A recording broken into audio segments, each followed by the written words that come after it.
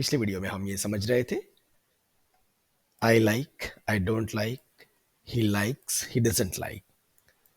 तो जो एंडिंग है लाइक के पीछे कब लाइक बोलना है और कब लाइक्स बोलना है, उसका प्रैक्टिस के लिए इतने सारे शब्द मैंने बोले थे आपको, लिख लिख कर प्रैक्टिस करें और बोल बोल कर प्रैक्टिस करें। प्रैक्टिस करने से ही ये आपको आ जाएगा।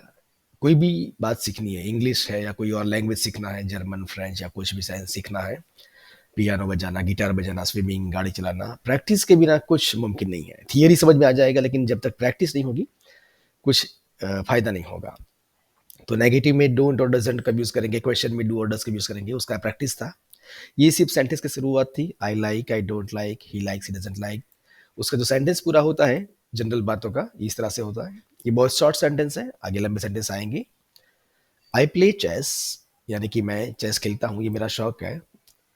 आई डोंट प्ले चेस, कोई बोलेगा मैं चेस नहीं खेलता। यही आई प्ले चेस के आगे हम डू रखेंगे, डू आई प्ले चेस, क्या मैं चेस खेलता हूँ, क्वेश्चन हो गया। आई के साथ हम प्ले बोलते हैं, लेकिन यहाँ पे आप देखेंगे नीचे ही प्लेज चेस, तो ये जो एंडिंग है ही बोलना है तो प्लेज बोलना पड़ेगा, वह चेस खेलता है। और नेगेटिव में he doesn't play chess, does he play chess, क्या वह चेस खेलता है। तो इस तरह से ये जो सेंटेंस है सारे, यहाँ पे I, we, you, they, he, she और फिर से ही लिखा है, इट नहीं लिखा है। ये सारे सेंटेंस में उसका अफर्मेटिव, उसका नेगेटिव, उसका इंटरोगेटिव, मतलब ये पॉजिटिव स्टेटमेंट, नेगेटिव स्टेटमेंट और क्वेश्चन, ये आप देख लीजिए, लिख लीजिए और इसके मुताबिक आपको ये दूसरे सारे सेंटेंस है उसका प्रैक्टिस करना है, पूरे सेंटेंसेस का। हम शुरू में सीख गए थे आई एम टीचिंग इंग्लिश, मतलब मैं इंग्लिश सिखा रहा हूँ, पढ़ा रहा हूँ। ये ऑन गोइंग एक्शन है, अभी चल रहा है, टेम्पररी है, साथ में टाइम मेंशन नहीं किया है। कब से सिखा रहा हूँ, कब तक सिखाऊंगा, कुछ नहीं बोला गया, बस इतना कि आई एम टीचिंग, मैं पढ़ा रहा हूँ, सिखा रहा हूँ। I have been teaching English for 15 years, मतलब मैं 15 साल से इंग्लिश सिखाता हूँ। तो ये मेरा ऑन गोइंग एक्शन है, लेकिन लॉन्ग ड्यूरेशन दिखा रहा है साथ में, कब से। आई टीच इंग्लिश, मैं इंग्लिश सिखाता हूँ, ये मेरा प्रोफेशन यानी व्यवसाय है, मेरा रोजी रोटी कमाने का जरिया, प्रोफेशन यानी। किसी का हैबिट है, हॉबी है, फैक्ट्स, बातें हैं, रेगुलर एक्शन, जनरल एक्शन, तो ऐसा बोलेंगे I teach English. So I am teaching, I have been teaching and I teach, ये तीन तरह के अलग अलग सेंटेंस सभी प्रेजेंट के हैं जो हम सीख चुके हैं। फोर्थ सेंटेंस का मतलब ऐसे होगा, generally I teach maths but today I am teaching science. वैसे तो मैं मैथ्स पढ़ाता हूँ, लेकिन आज मैं साइंस पढ़ा रहा हूँ। ओके, तो ये सब तरह के जो प्रेजेंट के टेंसेस सेंटेंसेस हैं, I am teaching, I have been teaching, I teach, ये हम सीख चुके हैं। अभी यहाँ सेंटेंस नंबर 5 से आपको ये सेंटेंस का नेगेटिव करना है और क्वेश्चन करना है। For example, he goes to gym every morning, वो रोज सुबह में जिम जाता है।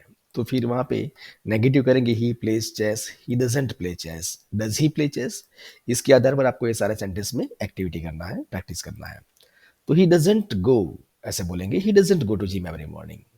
जब डजेंट बोलेंगे तो ये ईएस हट जाएगा, डजेंट गो। यहाँ पे जो है ही प्लेज, तो प्ले के साथ एस लगा है, ही प्लेज, बट नेगेटिव में जब डजेंट यूज करेंगे तो फिर वो सिर्फ प्ले आएगा, वो एस हट जाएगा। तो यहाँ पर भी ऐसा ही होगा, ही डजेंट गो, डजेंट बोलेंगे तो फिर गो बोलेंगे, फिर गोज नहीं बोलेंगे।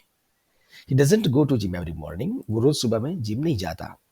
क्वेश्चन पूछना है तो ही के आगे डज रखेंगे, डज ही गो, जब आगे डज आएगा तो फिर यहाँ पे गोज नहीं आएगा। क्वेश्चन पूछना है तो जब आगे डज है, डज ही प्ले चेस, तो पहले डज है तो फिर प्लेज नहीं, सिर्फ प्ले, वो एस हट जाएगा प्ले से, क्योंकि ये डज सिंगुलर है और प्लेज भी सिंगुलर। तो दो सिंगुलर के शब्द एक साथ नहीं आएंगे, एक वचन के शब्द। ये डज एक बार आ गया तो फिर सेकंड टाइम वो बिना एस का शब्द आएगा, प्ले आएगा। तो यहाँ पर इसी तरह से वो गो आएगा। Does he go to gym every morning, क्या वो रोज सुबह में जिम जाता है। ओके, तो ये एक क्वेश्चन हुआ। अभी और क्वेश्चन की मैं आपको प्रैक्टिस देता हूं। वो डू और डज के आगे बाकी सारे शब्द रखेंगे, है ना। पहला क्वेश्चन ये हुआ, does he go to gym, क्या वो जिम जाता है। पूरा सेंटेंस है, एवरी मॉर्निंग मैंने नहीं लिखा। वो कब जिम जाता है, तो when does he go to gym, answer है every morning. When does he go to gym? वो जिम कब जाता है?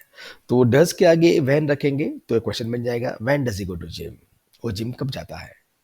ओके, लेकिन जब हु से क्वेश्चन करेंगे, who goes to gym? Gym कौन जाता है? Every morning. जब हु बोलेंगे तो हु के बाद डज़ नहीं आएगा, क्यों? एक सिंपल सा रूल है कि डू या डज़ के बाद जो भी पर्सन है वो आना चाहिए। यहाँ पे डू के बाद आई है, do I, do we, do you, do they, does he, does she, does he. तो जब क्वेश्चन करेंगे तो उसमें डू डज़ के बाद ये does he, does she, does it, does the boy, does the bird, वो पर्सन आना चाहिए। लेकिन ये जो क्वेश्चन किया हु से, वो तो पर्सन के बारे में ही क्वेश्चन किया है, पर्सन को जानने के लिए ही। तो वहाँ पर पर्सन ही नहीं है तो वहाँ पे डज़ यूज़ नहीं कर पाएँगे, वो डायरेक्ट गो के साथ ईएस लगा के गोज़ बोलेंगे। Who goes to gym? Gym कौन जाता है? आंसर है ही गोज़ टू जिम। तो इस तरह से ये सारे सेंटेंस की प्रैक्टिस करनी है, सबका आपको नेगेटिव करना है और सबको क्वेश्चन में कन्वर्ट करना है।